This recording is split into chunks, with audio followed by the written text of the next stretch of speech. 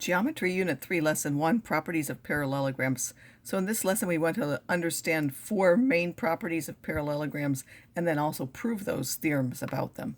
So a quadrilateral, I'll remind you, is a polygon with 4 sides, and a parallelogram specifically is a quadrilateral with 2 pairs of parallel sides. Of course, those parallel sides have to be opposite ones. If the ones that are next to each other are touching, they can't be parallel. So the opposite is implied. It doesn't specify that, but that's the only thing that could be parallel are the opposite sides. A diagonal is one that goes from a non-consecutive vertice to another, and they're non-consecutive. As you go around this to this would be called a consecutive angle in the vertex, and then if you skip one, that would be a non-consecutive. So if you go through the non-consecutive, those are diagonals that cross there. So what are the 4 main theorems or results about parallelograms is that not only are the opposite sides parallel, but they're also congruent. The opposite angles are congruent. So we're talking about this whole angle and this whole angle, this whole one and this whole one.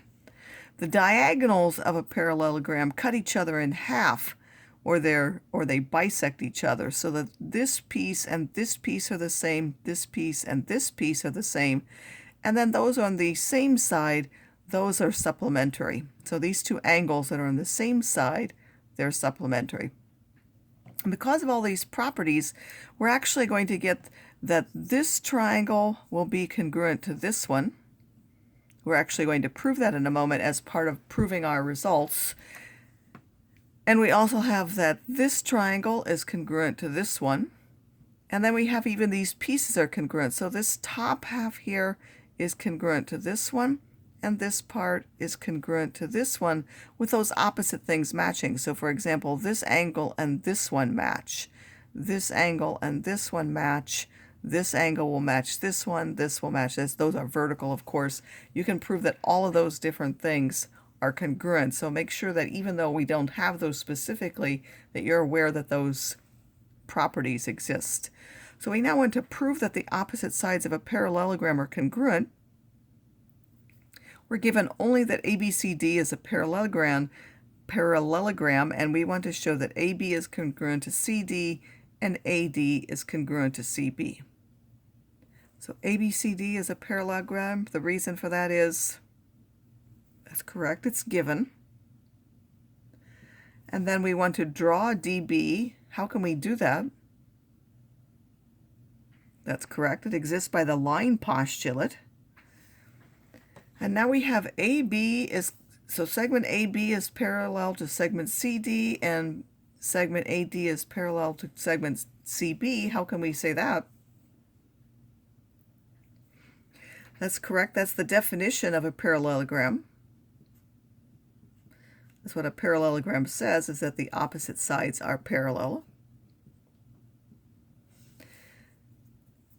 And now we have that this line is a transversal for those parallelograms, and it's also a transversal for these parallel lines, and it's also a transversal for these parallel lines or segments. So how can we say that these angles are congruent? We have that angle ADB, which is this one, just that small part, is congruent to CBD, which is this part, and we have that ABD, which is now this part, is congruent to this part.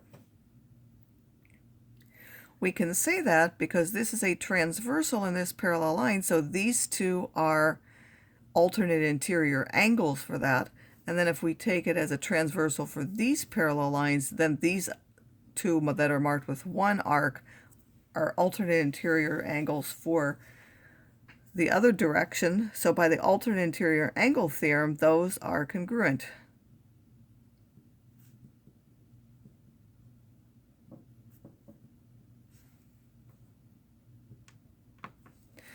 Now DB is segment DB is congruent to segment DB because of the, correct, that's the reflexive property of congruence.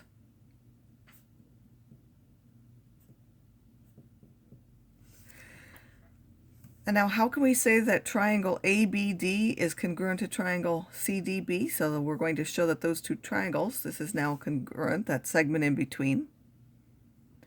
So which theorem are we going to use for triangle congruence? We have an angle and another angle and then a side. So we have to decide, is that the included side or the non-included side of those two angles? And it is the included, so that is the angle side angle triangle congruence theorem.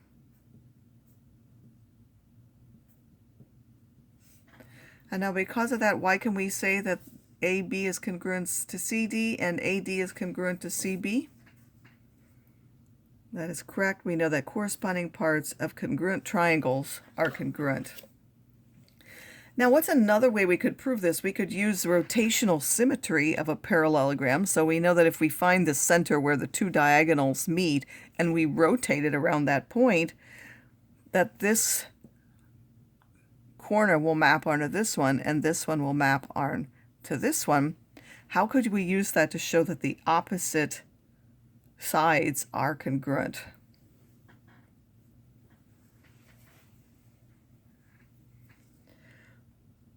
So rotating 180, as we said, 180 around the center, maps the parallelogram onto itself. And what do we know is preserved?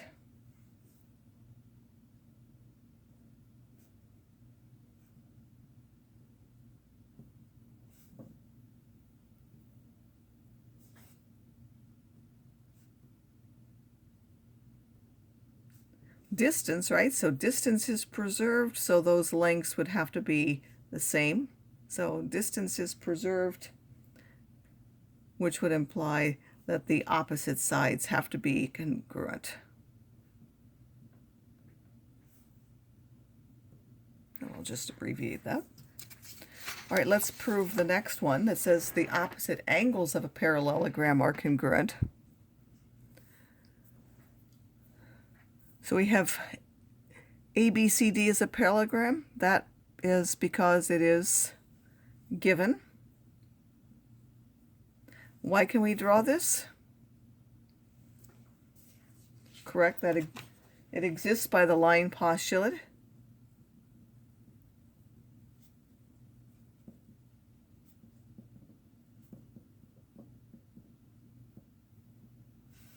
Then we have AB is parallel to CD and AD is parallel to CB. Good. That's the definition of a parallelogram.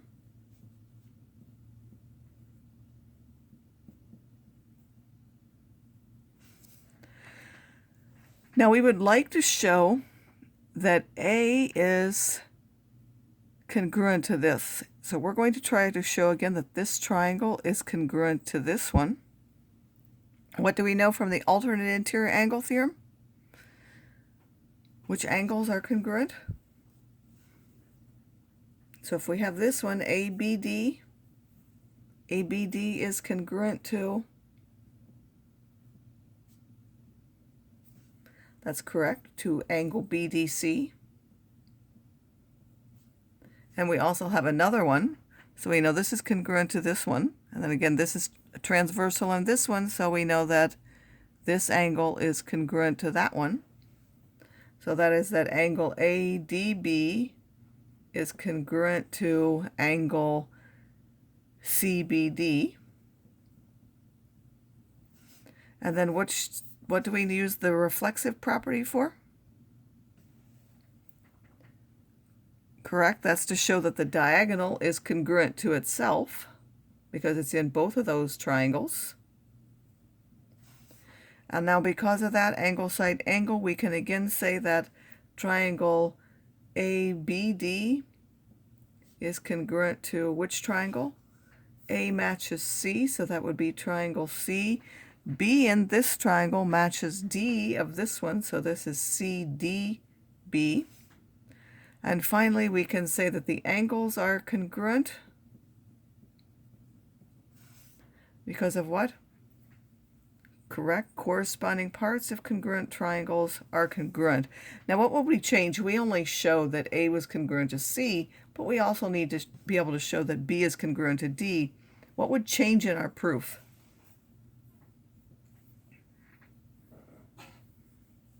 So instead of drawing this diagonal, we would draw the other diagonal. and then use similar steps to prove that. So we would draw the diagonal AC and use similar steps. Only now the angles and so on would change. We would now have DAC and ACB and so on. Now this one we're not going to prove. We're just going to think about why this is true. So this is a third property. Why are the consecutive angles of a parallelogram supplementary? So I'll remind you again that this is parallel to this. So this side is a transversal for those two. So what are, say, angle A and angle D?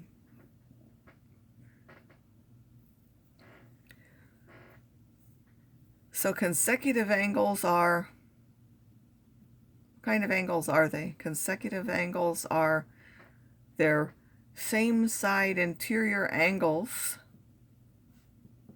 for parallel lines. And because of that, they are supplementary by what result?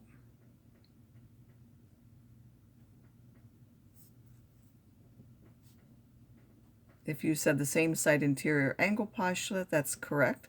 So they're supplementary by the same side interior angle postulate.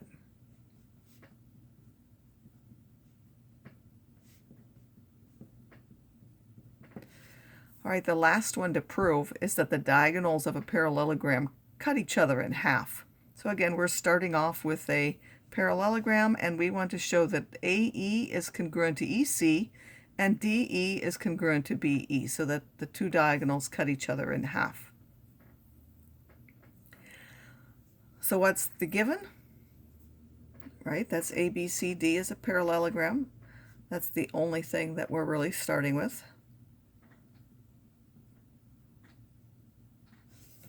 What does the definition of a parallelogram say?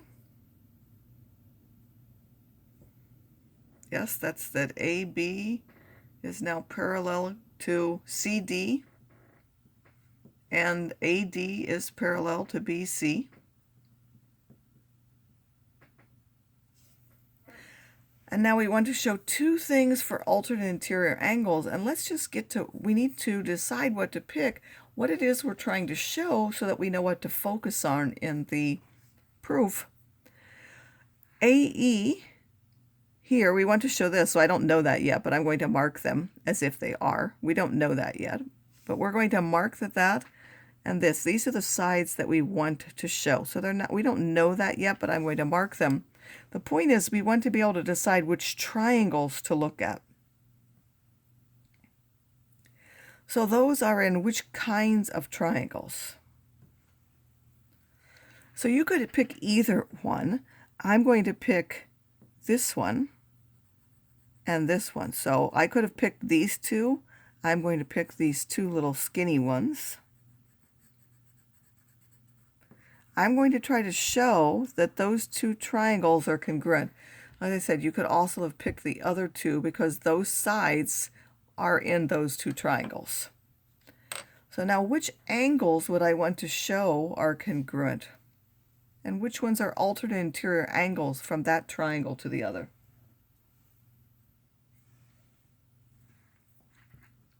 So we have angle ABE is going to be congruent to which angle? This one will be congruent to this one. Again, those are alternate interior angles. That's now angle EDC.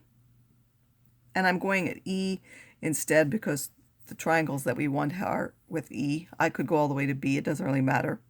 Just to make it clear that it's in this triangle. And then the other angle that I want to show, that would now be this one.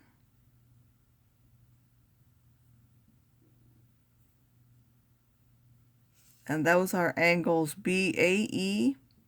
BAE is now going to be congruent to DCE.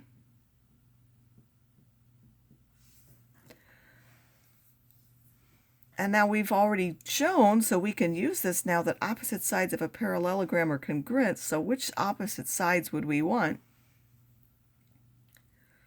Right, we want the ones that are in these triangles, so we wouldn't want to pick these now. We would pick the AB is congruent to DC because that's the one in the triangles that we're interested in. And now those three things, so these two angles along with this side, so ignore the other markings here that we put that aren't really, that was just to mark that those are the ones we were interested in. These two are now congruent. So which theorem would we be using? Again, that's angle side angle to show that triangle AEB is congruent to A is matching to C now, E matches itself, and then B matches D from this other triangle. And finally, now we can say that the parts that we marked, the ones that we were interested in, AE matches CE in this, and BE matches DE, so that will give us what we want because corresponding parts are congruent, so that will give us what we want. Oops, that's an E. As we said, we've noted that those are the corresponding parts of our two triangles.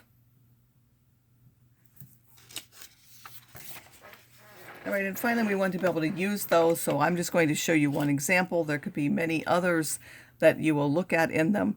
We want to find AD, and then we want to find the measure of angle B and the measure of angle A. So in order to do that, we need to use our properties. Here we have opposite angles. If we were given this, we would be same side angles. So if it had been these two, we would have treated them as supplementary.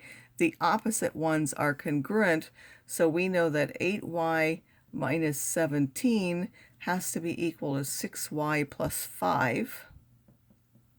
Again, this comes from the opposite angles are congruent. And then we would solve that. We would subtract the 6y and add the 17, so we would get 2y is 22, divide by 2 and get 11. Once we know that we have 11, AD is 7 times that, so we get 7 times 11, or 77. And we're not given whether that's in centimeters or what, but if we knew that, we would put that.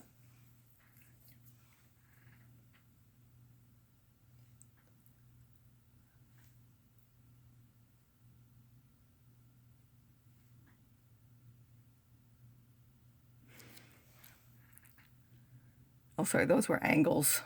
I marked the wrong thing. So this y is for the angle, not for the side. I put that in the wrong. So we have this angle, sorry, this is for the measure of angle B. This measure of angle B is 6 times 11 plus 5.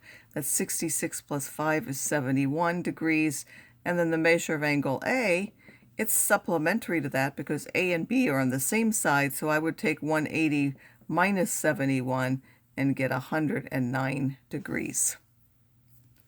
Sorry about that. I used y for the wrong thing. That's the x that we want. Okay, now what can we use for the x? Well, the ones marked x are the opposite sides. So we have opposite sides are congruent. So we know that 5x plus 19 and 7x have to be the same thing. I can subtract that 5x from both sides and get 2x is 19. And when I divide by 2, that gives me 9.5. So now I can do what I said. I can take AD and take 7 times that 9.5. And I believe that gives you 66.5 if you do that.